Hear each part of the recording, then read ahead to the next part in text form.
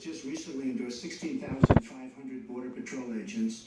So when Secretary Clinton talks about this, I mean, I'll take the admirals and I'll take the generals any day over the political hacks that I see that have led our country so brilliantly over the last 10 years with their knowledge, okay?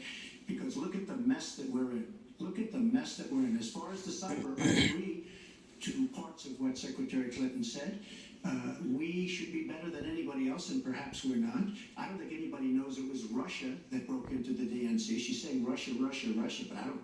Maybe it was. I mean, it could be Russia, but it could also be China. It could also be lots of other people. It also could be somebody sitting on their bed that weighs 400 pounds, okay? You don't know who broke into DNC, but what did we learn with DNC? We learned that Bernie Sanders was taken advantage of by your people, by Debbie Wasserman Schultz. Look what happened to her. But Bernie Sanders was taken advantage of. That's what we learned. Now, whether that was Russia, whether that was China, whether it was another country, we don't know. Because the truth is, under President Obama, we've lost control of things that we used to have control over. We came in with the internet, we came up with the internet, and I think Secretary Clinton and myself would agree very much. When you look at what ISIS is doing with the internet, they're beating us at our own game, ISIS. So we have to get very, very tough on cyber and cyber warfare. It is a huge problem. I have a son. He's 10 years old.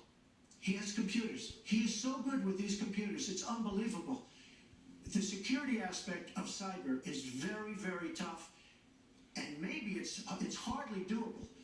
But I will say we are not doing the job we should be doing. But that's true throughout our whole governmental society.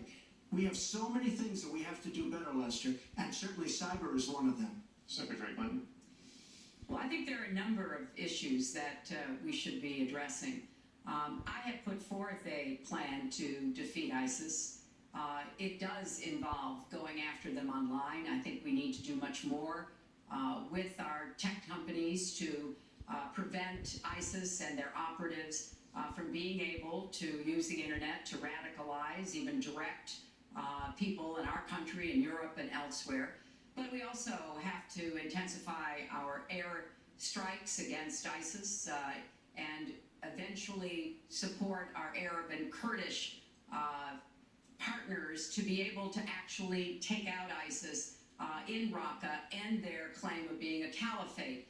We're making progress. Our military is assisting in Iraq, and we're hoping that within the year we'll be able to push ISIS out of Iraq and then, really squeeze them in Syria. But we have to be cognizant of the fact that they've had foreign fighters coming to volunteer for them, foreign money, foreign weapons. So we have to make this the top priority, and I would also do everything possible to take out their leadership.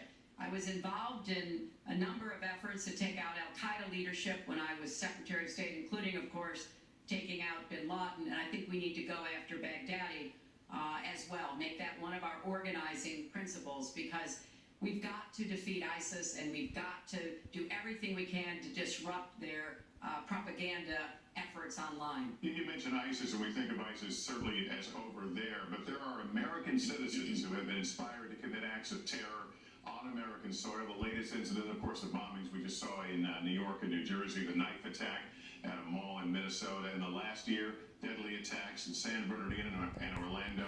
I'll ask this to both of you. Tell us specifically